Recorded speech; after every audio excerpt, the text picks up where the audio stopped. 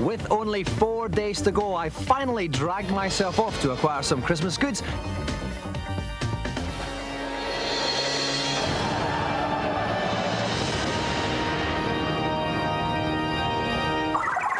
The Super Nintendo Christmas will be dominated by Donkey Kong Country, essentially a platform game. It does import next-generation graphics using the Silicon graphics machine. However, this doesn't hide the fact that it's actually very dull.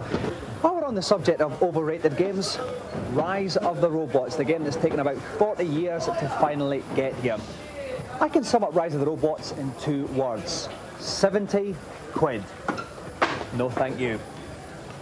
The Super Nintendo game at issue, however, for me, Street Racer, half the price of Rise of the Robots, only 35 quid. The game which kicks Super Mario Kart's pants into next week.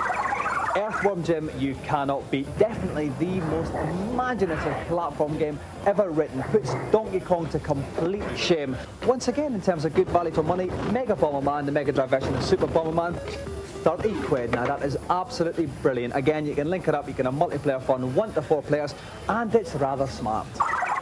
The big question facing Sega owners this Christmas, do they buy a 32X or not? Well, yes, it is good, but it's only a year until Sega's new Saturn comes out. So the other thing you ought to bear in mind is don't pay too much attention to things like this, which says 50 quid off 32X software. It's actually 5 £10 off vouchers. And when you consider there's only 3 32X games out, this is a little bit of advertiser's license. There's been a huge boom in PC buying this year. This is probably the ultimate. It comes from Linux. It's got a very compact CPU, but it's got a Pentium chip, 100 megahertz clock speed, 1000 meg hard drive and 64 meg RAM. It also has an unfeasibly large monitor. All this means it could probably tell you when you needed to change your pants, but at £6,000, you probably couldn't afford it. As far as the PC is concerned, this is doomed to, everybody's heard about it by now. There's no need for me to say anymore. If you haven't got it yet, you are a pillock. But as far as value for money goes this Christmas, it's difficult to beat the X-Wing CD-ROM set. You've got the original X-Wing game, plus the 2 data discs, Imperial Pursuit and B-Wing, plus even more historical missions to play. All of this for 40 quid, which is excellent value.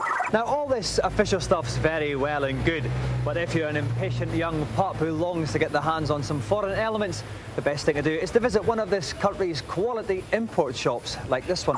Furthest away from me, wearing Ridge Racer pants, is the Sony PlayStation, costing 750 quid. There's about 4 games available for it. Closest to me, wearing Virtua Fighter flavoured pants, we have the Sega Saturn. That weighs in at 600 notes, and there's about 7 games available. So why are they so expensive? I mean, people will be watching this at home, their toes curling at 750 quid, 600 quid. Why is it so much? Well, basically, Sony don't want to launch this product as with Sega in this country, so we had to go out ourselves to Japan and go to retail shops in Japan and buy them there. You can't get them in Japan right now, you can't get them anywhere. They sold out in Japan within 24 hours. So this price has to be as it is. It will drop dramatically over the next 3 weeks when supply overcomes demand. Right. So, with my Crimbo goods lodged firmly in their bulging sacks, the goblins were lucky enough to get to walk home, while I was forced to seek other methods of transport.